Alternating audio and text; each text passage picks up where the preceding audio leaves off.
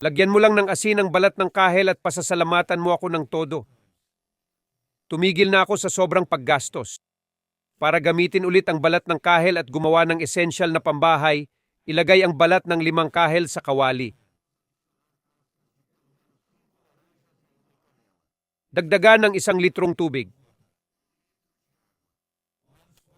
Pag kumulo, lagyan ng 2 kutsarang asin. Haluin at pakuluan ng 3 minuto pa. Nakatipid ako at nasiyahan sa paggawa ng sariling solusyon sa problemang ito.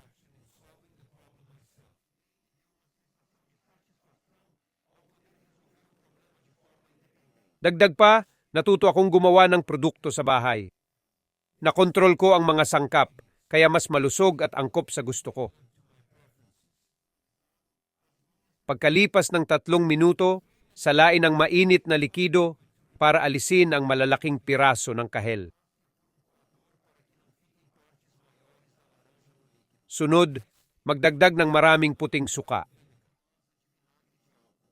Mahalagang gumamit ng puting suka dahil sa taas ng konsentrasyon at panlinis nito. Pagkatapos magdagdag ng maraming sabon panghugas ng plato. Gumagamit ako ng sabon na may amoy ng limon, pero gamitin mo ang gusto mo. Pwede kahit anong sabon panghugas. Dagdagan ng 1 litro pang tubig at handa na ang panlinis. Haluin ng mabuti ang lahat gaya ng ginawa ko at ibuhos sa lalagyang may takip. Gumagamit ako ng 200 ml ng suka at alkohol para sa mas matapang na panlinis.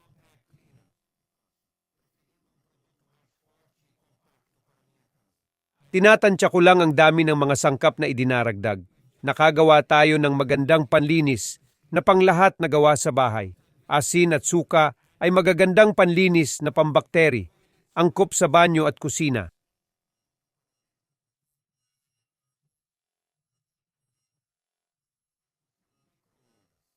Kahel at limon ay mabango, suka naman ay nagpapakinang, maganda sa sahig.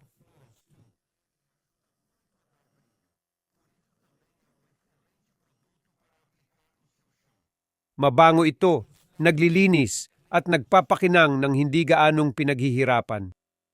Mainam din ito sa pinggan dahil epektibong nawawala ang amoy ng pagkain.